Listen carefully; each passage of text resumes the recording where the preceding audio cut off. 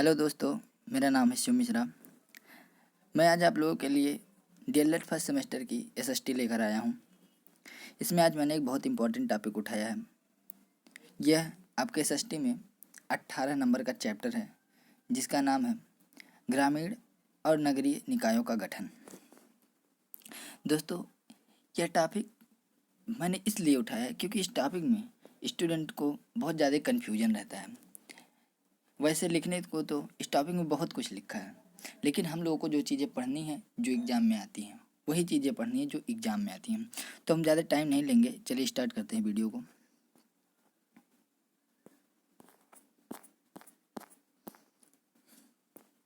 दोस्तों, इसमें हम लोग पढ़ेंगे कि नगर पालिका क्या है, नगर निगम क्या है, नगर पंचायत क्या है और ग्राम पंचायत क्या है। ये संस्थाएं कैसे गठित होती हैं, इनका कार्य कैसे चलता है, इनके आय के स्रोत क्या हैं और इनका जो सदस्य होते हैं इनकी उनकी योग्यताएं क्या हैं। इसमें से हर बार लगभग 50 नंबर में से 5 नंबर तक या 4 नंबर तक क्वेश्चन पूछे ही जाते हैं। एक क्वेश्चन 2 नंबर में और एक क्वेश्चन 1 नंबर में तो पूछा ही जाता है। तो सबसे पहले हम लोग पढ़ेंगे कि नगर पालिका क्या होता है, नगर पालिका का गठन कैसे होता है, निर्वाचन कैसे होता है इत्यादि। चलिए शुरू करते हैं। दोस्तों, सबसे पहले आप ये जानिए कि नगर पालिका कहते किसे हैं।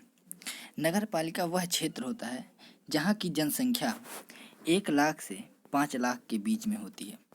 नगर पालिका वह क्षेत्र होता है जहाँ की जनसंख्या 1 लाख से 5 लाख के बीच में होती है। अब इन 1 लाख से 5 लाख के बीच की जनसंख्या के स्वास्थ्य की व्यवस्था के लिए, शिक्षा की व्यवस्था के लिए, साफ सफाई की व्यवस्था के लिए एक निकाय का गठन किया जाता है। उस निकाय को कहते हैं नगर पालिका। नगर पालिका। अब हम देखेंगे कि नगर पालिका का गठन कैसे होता है। तो नगर पालिका के गठन में राज्य सरकार द्वारा नगर पालिका क्षेत्र के लिए निर्धारित किए जाने वाले निर्वाचित प्रतिनिधि होते हैं। इसमें राज्य सरकार जिन क्षेत्रों को नगर पालिका घोषित करती है वहाँ पे जो इन सदस्य के लिए खड़े होते हैं उनका चुनाव होता है और उनको इसमें शामिल किया जाता है। ठीक, पहली बात। दूसरी बात इसमें है, रुकिए मैं कलर चेंज कर लेता हूँ, नहीं रेडी सही। दूसरी बात इसमें है कि यदि नगर पालिका क्षेत्र में राज्य विधानसभा का कोई निर्वाचित प्रतिनिधि है, राज्य विधानसभा का कोई निर्वाचित प्रतिनिधि है तो वो भी नगर पालिका का हिस्सा होता है। इसका क्या मतलब है?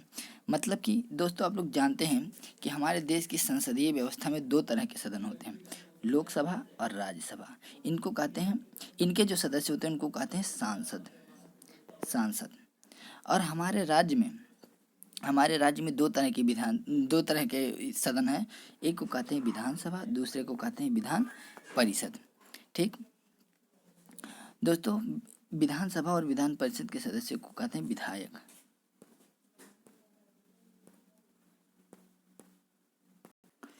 तो इसका यही मतलब है कि जो भी विधायक होता है उस नगर पालिका क्षेत्र में वह भी उसका अपने आप सदस्य होता है, उसको निर्वाचन की जरूरत नहीं पड़ती है। ठीक, अब हम तीसरी बात देखेंगे कि यदि राज्य विधानसभा का प्रतिनिधि चाहे तो अपने स्थान पर किसी अन्य योग्य व्यक्ति को अधिकृत कर सकता है।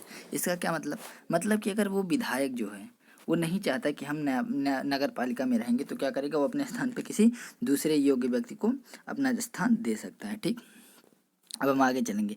नगर पालिका के निर्वाचन। ठीक, नगर पालिका का निर्वाचन पहली बार संयुक्त निर्वाचन प्रणाली द्वारा होता है। संयुक्त निर्वाचन प्रणाली किसे कहते हैं? जैसे हम लोग ग्राम प्रधान के चुनाव में प्रत्यक्ष विधि द्वारा वोट डालते हैं, उसको कहते हैं संयुक्त निर्वाचन प्रणाली। ठीक, डायरेक्ट जनता जाके जहाँ वोट डालती है उसको बोलते हैं संयुक्त निर्वाचन प्रणाली। तो इसका निर्वाचन प्रणाली क्या होती है? संयुक्त निर्वाचन प्रणाली होती है। प्रत्येक राज्य वार्ड से चुने जाने वाले सदस्यों की संख्या राज्य सरकार तय करती है। ये भी मैंने आपको पहले बता दिया था कि इसमें राज्य सरकार ही तय करती है। फिर गुप्त मतदान प्रणाली। गुप्त मतदान प्रणाली का मतलब कि कौन वोट किसको दे रहा है ये पता नहीं चलता है। गुप्त मतदान प्रणाली का प्रयोग किया जाता है और जिस प्रत्याशी को बहुमत होता है वह सदस्य चुना जाता है। ये तो आप लोग जानते हैं कि जिसके पास बहुमत रहेगा वही सदस्य चुना जाएगा। ठीक, अब हम लोग आगे देखेंगे कि इसके सदस्यों के लिए क्या योग्यताएं होती हैं। सदस्यों के लिए योग्यताएं, तो देखिए इसके सदस्यों के लिए पहली योग्यता है कि जिस व्यक्ति को चुनाव लड़ना है नगर पालिका का, उसका नाम वहाँ की मतदाता सूची में होना चाहिए। ठीक, वहाँ की मतदाता सूची में उसका नाम होना चाहिए।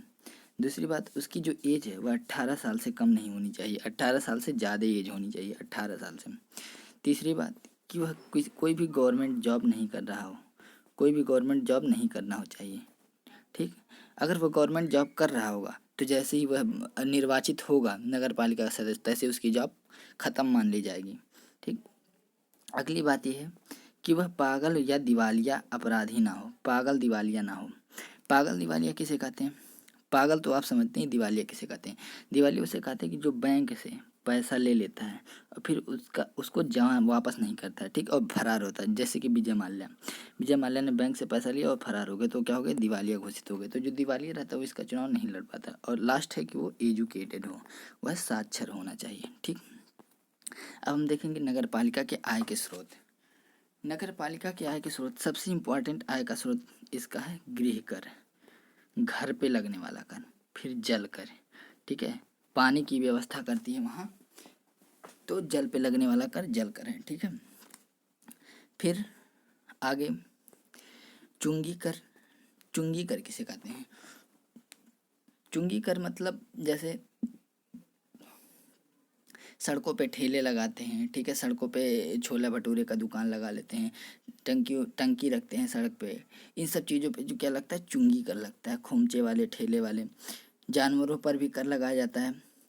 नगर पालिका अपनी जो खाली ज़मीनों को किराए पर दे देती है। ठीक है, अपनी खाली ज़मीन जो उसकी रहती है उसको किराए पर दे देती है। और इनको राज्य सरकार से आर्थिक सहायता भी मिलती है, राज्य सरकार भी इनकी मदद करती है। ठीक, तो ये हो गया नगर पालिका के आय के स्रोत। क्या क्या आय के स्रोत हैं? गृह कर, जल कर, चुंगी कर, ठेलों जानवरों पे लगने वाला कर। उसके बाद राज्य भी आर्थिक सहायता करती है, राज्य की आर्थिक सहायता। ठीक, ये हो गया। अब हम देखेंगे नगर पालिका के कार्य। तो नगर पालिका के जो कार्य होते हैं, नगर पालिका के जो कार्य होते हैं वो दो प्रकार के होते हैं। पहला अनिवार्य कार्य, और दूसरा ऐच्छिक कार्य। अनिवार्य कार्य किसे कहते हैं? ऐसे कार्य जो नगर पालिका को करना अनिवार्य रहता है, उसमें उसकी मर्जी नहीं चलती, उसको कहते हैं अनिवार्य कार्य। ठीक है, अनिवार्य कार्य में क्या आता है? सबसे पहले किसी भी स्थान की सबसे पहली जरूरत क्या होती है? पहला शिक्षा, एजुकेशन। ठीक है, शिक्षा। दूसरा क्या होता है? स्वास्थ्य, शिक्षा, स्वास्थ्य। तीसरा क्या होता है? स्वास्थ्य कैसे होगा? जब वहाँ स्वच्छता रहेगा, स्वच्छता। अब देखिए, शिक्षा का प्रबंधन करना, ठीक, सफाई की व्यवस्था करना, चिकित्सालयों की व्यवस्था करना, सार्वजनिक शौचालयों की व्यवस्था करना, कूड़ाघरों की व्यवस्था करना,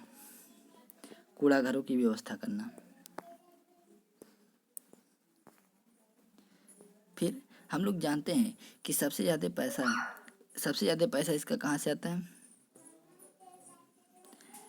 जल कर से। इसके लिए उसे क्या व्यवस्था करनी पड़ेगी? पीने के पानी की व्यवस्था भी करना पड़ेगी। ये सब उसका क्या होगा? अनिवार्य कार्य। और एक अनिवार्य कार्य और है जन्म मृत्यु का लेखा जोखा रखना। ठीक, ये उसके अनिवार्य कार्य, इसमें वो कमी नहीं कर सकती। अब हम देखेंगे उसके ऐच्छिक कार्य, जो उसके फंडिंग पे है। अगर उसके पास पैसा रहेगा तभी वो करेगी, नहीं पैसा रहेगा तो नहीं करेगी। जैसे पुस्तकालय, पार्क, धर्मशाला, मेले का आयोजन करवाना, सड़कों पर वृक्ष लगवाना। ठीक, तो इसमें आप 4-5 याद कर लीजिएगा, बाकी कोई भी आएगा तो वही लिख देना है। अब देखिए जो इम्पोर्टेंट है इसमें, ये जहाँ जहाँ ये हाथ बना है ना वो इम्पोर्टेंट है। अब देखिए क्वेश्चन पूछा है इसमें कि नगर पालिका का जो मेन मुखिया होता है उसको क्या बोलते हैं? तो उसको बोलते हैं सभापति। और जो नगर पालिका की सबसे इम्पोर्टेंट कमेटी उसको क्या बोलते हैं? Standing committee. अब हम लोग पढ़ेंगे नगर महापालिका या नगर निगम। देखिए जो नगर निगम के कार्य हैं वही नगर पंचायत के कार्य हैं, वही नगर पालिका के कार्य हैं। कार्य, निर्वाचन सब आप लोग वही रट लीजिएगा, बाकी हम मेन चीज़ बता दे रहे हैं। नगर निगम किसे कहते हैं? जो नगर निगम है वह नगर पालिका से बड़ा होता है। नगर पालिका में आबादी 1 लाख से 5 लाख के बराबर होती है, लेकिन नगर निगम में आबादी जो होती है 5 लाख से ज़्यादा होती है।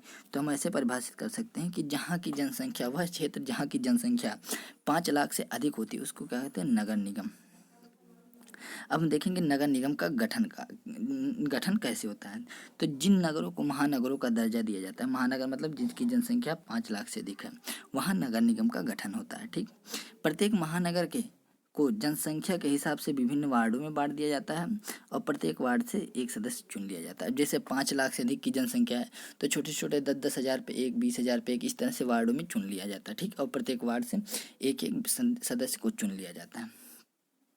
अब देखिए यहाँ पे एक चीज़ आ गई कि अगर इसमें लोकसभा या राज्य विधानसभा के सदस्य आते हैं तो अपने आप नगर निगम के पदेन सदस्य होते हैं। पदेन सदस्य उन्हें कहा जाता है जो जैसे बनते ही जैसे वो सांसद बने, लोकसभा के सदस्य बने, तुरंत ही वो वहाँ के नगर निगम के भी सदस्य बन जाएंगे, उनको चुनना नहीं पड़ेगा। ठीक है, तो इसमें भी वही है। इसमें देखिए उसमें क्या था, नगर पालिका में खाली विधायक की बात की गई थी, नगर पालिका में खाली विधायक की बात की गई थी, लेकिन इसमें क्या होगा, सांसद और प्लस विधायक दोनों आ जाएंगे। ठीक, तो इसमें कन्फ्यूजन की बात नहीं होनी चाहिए।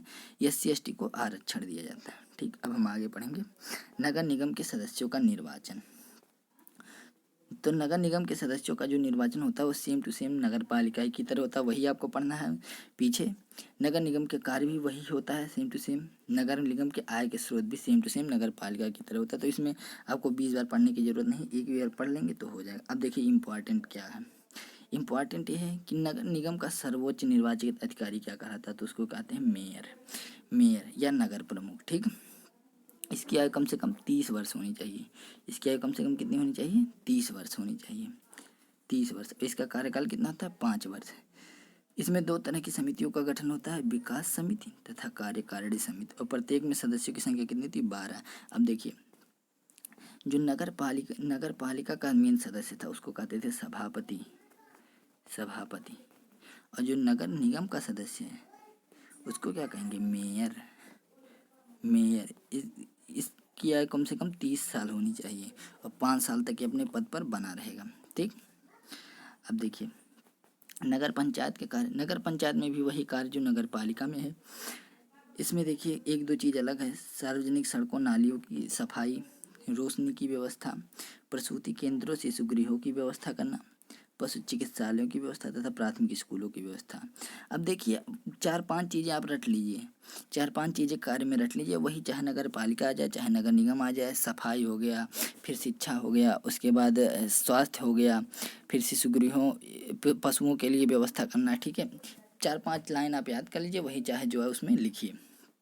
अब देखिए अगला हम लोग लिखेंगे ग्राम पंचायत के कार्य। ये थोड़ा अलग है, ग्राम स्तर पर हम लोग देखते हैं ग्राम पंचायत के क्या क्या कार्य हैं और वही हम लोगों को इसमें आके लिख देना है।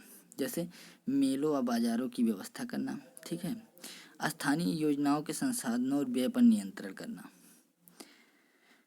केंद्र या राज्य द्वारा कोई अगर योजना आती है, केंद्र या राज्य द्वारा कोई योजना आती है तो उसको गांव में क्रियान्वयन करना। ग्राम सभा द्वारा गठित समितियों के क्रियाकलापों का मूल्यांकन करना, ये ग्राम पंचायत के कार्य हैं। हम लोग लास्ट पे आ रहे हैं। देखिए एक ब्रीफ कंपैरिजन है कि अगर किसी जगह की जनसंख्या, अगर किसी जगह की जनसंख्या 50,000 से 1 लाख के बीच में है तो उसको हम लोग कहते हैं कि नगर पंचायत है, छोटे नगर है या नगर पंचायत। और यहाँ सदस्यों की संख्या 10 से 24 हो सकती है। ठीक, अगर 1 लाख से 5 लाख तक जनसंख्या है तो उसे कहेंगे नगर पालिका परिषद या बड़े नगर। यहाँ सदस्यों की संख्या 25 से 55 तक हो सकती है। अगर 5 लाख से अधिक जनसंख्या है तो उसको क्या कहेंगे, नगर निगम या अति बृहद नगर। यहाँ सदस्यों की संख्या कितनी होगी, 60 से 110 तक। ठीक, तो इसमें कन्फ्यूजन नहीं होगा। नगर निगम सबसे बड़ा होता है। देखिए नगर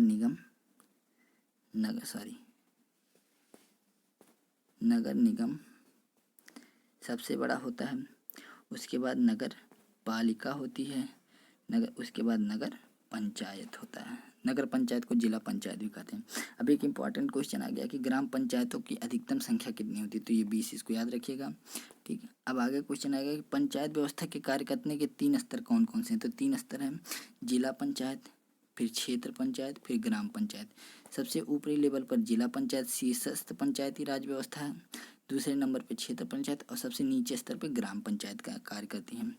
देखिए जिला पंचायत का जो मुख्य है कार्यकारी अधिकारी उसको क्या बोलते हैं, सचिव या सेक्रेटरी। ठीक, तो अब एक चीज़ और जान लीजिए, नगर पालिका के सभापति। ठीक, नगर नगर निगम के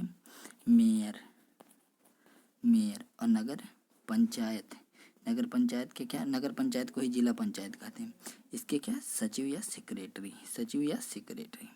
ठीक। आई होप आपको ये वीडियो पसंद आया होगा। मैं आगे भी वीडियो बनाता रहूँगा। प्लीज़ इसको लाइक करें, शेयर करें, सब्सक्राइब करें, और जो भी कमी हो, क्योंकि मेरी पहली वीडियो, तो अगर कोई कमी हो तो उसको भी बताएं। और अगर आप लोग कुछ पूछना हो तो पूछ सकते हैं कमेंट बॉक्स में। Thank you.